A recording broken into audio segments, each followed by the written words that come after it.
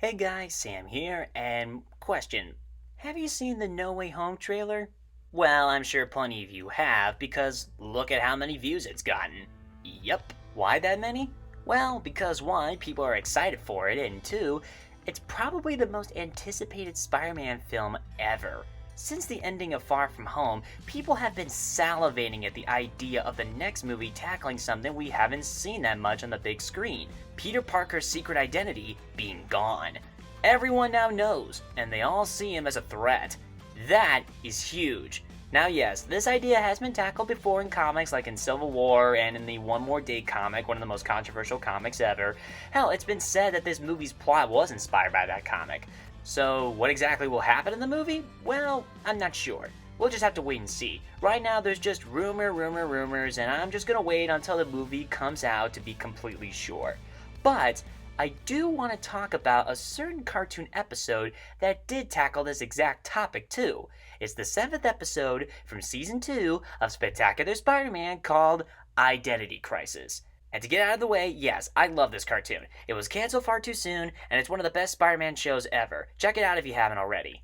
Anyway, this episode also has a story about Peter's secret being out in the open, and the impact that it has on both the individual and the people around him.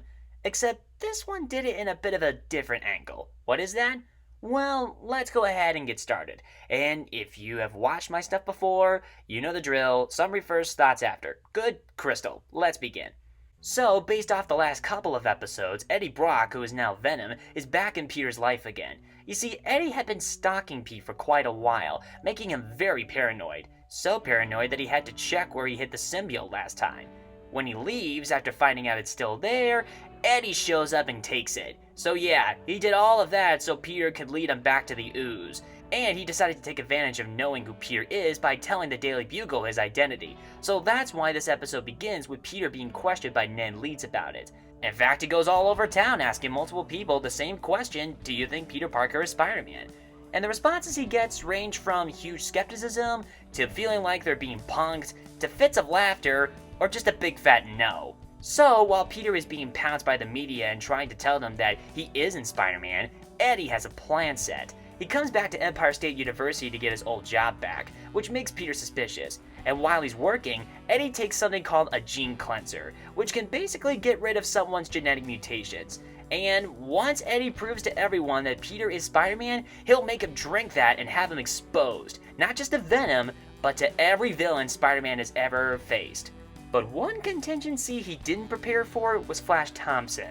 You see, Flash is so skeptical about Peter being Spider-Man that he decides to prove a point. That being, anyone could dress up as the webhead and the media will fall for it. So he dresses up as Spider-Man and walks out in public, while being on crutches too. Unfortunately, this gets the attention of a couple of criminals, so they go to beat him up, but thankfully the real Spidey shows up and stops them. So it seems all fine and good, right? Wrong! Suddenly, Venom swoops in and enacts his master plan. This results in a big, long fight between him and the web-slinger that goes from the streets to inside the school. No matter where they go, they keep dishing out blow after blow after blow to each other. Eventually, they end up in the locker room and Venom comes very close to getting rid of Spidey's powers. But then Flash distracts Venom long enough for Spidey to take the gene cleanser and shove it down Venom's throat, which leads to the symbiote leaving a distraught Eddie and disappearing down the shower drain. The goons are later arrested, Eddie is most likely sent off to an insane asylum, and the Daily Bugle finally kills the Peter Parker / Spider-Man story when they can't get enough evidence to prove that Peter is Spider-Man. The end. So that's the story. What are my thoughts? Well, it is decent. And the essentials are done well. The animation is pretty good, the voice acting is nice, and there are some good comedic moments here and there. I think my favorite moment has to be when Ned asks Aunt May the million-dollar question. Am I being punked? Honestly, if one of my family members was asked that same question, I'm sure they respond like that too. Or would they? Let me just call my brother real quick. Hey Nick, how you doing? Good. How are you? I'm doing fine. Okay, listen.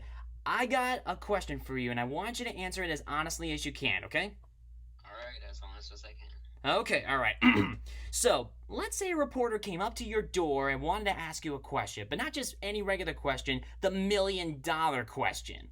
And that million-dollar question is, do you think that your brother, Sam Dietrich, is Spider-Man?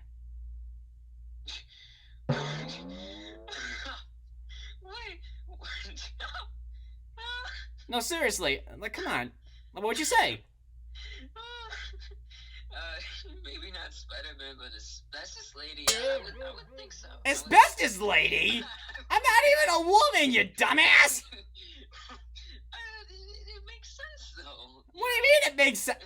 Okay, that's it. No, I'm done. Okay, I got the answer that I needed. Goodbye. Jackass. Anyway, while those elements are good, there are two things that stood out the most to me. First, the message of the episode. It tackles the idea of having a secret identity, bringing up for debate on whether it is a good thing or not. Every time Peter tries to tell people that he isn't the webhead, he's pretty much lying to them, and deep down, he wishes he didn't have to. Also, the reporters do ask at one point, why don't you prove you're not Parker by taking the mask off? And yeah, the reporters are annoying, but that is a good point. Why doesn't he? Well, that's simple.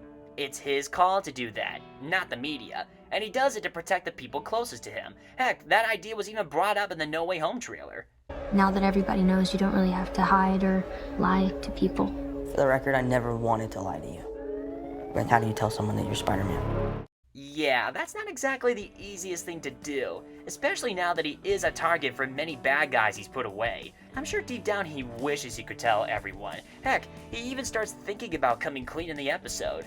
But then, we get this speech by Captain George Stacy about why a secret identity may be more important than we realize. I once thought his whole masked vigilante thing was problematic. But I've come to realize that if Spider-Man's true identity was revealed, everyone he cared about would be in constant danger. Maybe a man in a mask doesn't have something to hide, but something to protect. Wouldn't you agree? Yes, sir. Yep. Whether it goes super well for Peter one day or bad in another, he must keep that secret. Secrets may poison relationships and make things tricky, but he has to do it in order to keep everyone safe. And again, whatever he does with his secret identity is his business. And he just has to do what he knows is right. Responsibility can be a bitch, but you must learn to take that. Not just for Peter, but for everyone else in life. You especially. Do I wish it could be easier for Spidey? Of course. And do I wish it was easy for people like me to get everything super duper right with no problems getting in the way? Hell yes. But would that just spoil us? Make things too easy and kind of meaningless? Make us think there is no challenge to life at all and expect everything to be given to us on a silver platter? Also yes. Life ain't perfect, but you gotta make the most of it. Whatever comes your way, you gotta face it head on. Always help yourself, but also help others in any way you can. That's the way I interpreted the message of the episode, and that's a big reason why I like it. The second reason is the fighting. I can't lie, watching Spider-Man and Venom duking each other out is pretty fun to watch. I mean, they are just going at it. Look at them go. Honestly, there were several times I kept wincing at each hit Spidey took. Ooh, that's gotta hurt. This is where the animation really shines too. It's fun, it's action-packed, it can be tense at certain moments, and I was completely invested in it. So with everything I said, does that mean this episode is one of my absolute favorites? Well, I don't know if I can go that far. It still is fun and a good episode, but I wouldn't put it up there in a top 5 list or anything. There are better episodes with better writing and so on.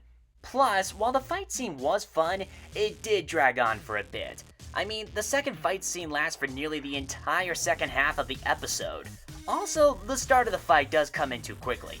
Honestly, what the episode should have done was, say, have Venom off somewhere watching Spidey as he saves Flash from those goons. Once the goons are handled, you then have a shot where Spidey's talking like he's facing the camera, and Venom is slowly coming up behind him. And since Spider-Man can't sense Venom, it makes the hit that Venom gives him have a bigger impact. That is how the fight should have started instead of how it actually started. And one more thing. I know that Spidey has all those powers that could take some damage, but after all those beatings he took in the episode, he should have had some big, major bruises afterwards. Maybe a couple ribs broken even. Just look at what he goes through. So, yeah, the episode is not perfect, and I do think the fight scene could have been cut down a little. Or at least been made a bit more intense and interesting. I mean, there's a moment where Peter's mask comes off during the fight, and he has to get it back on so his identity isn't exposed. That little moment did create some tension. But there's not another moment like that. Okay, I know, I'm probably nitpicking too much, but I'm just thinking about what the scene should have done instead. But despite my nitpicks, I still did enjoy it. And again, I do like how this episode brings up the importance of why Spidey protects his secret. And while he has told that secret to some of his closest allies in other stories, he still knows that the entire world can't know. I mean, did you read One More Day? Did you read Civil War? I mean, those aren't exactly pleasant reads. Anyway, in conclusion, Identity Crisis is a nice episode. Nicely animated, nicely acted, has some good fight scenes, good jokes, and a nice ending. So the final score I'll give this episode is a 7.5 out of 10. Not a big favorite, but still good. Check it out.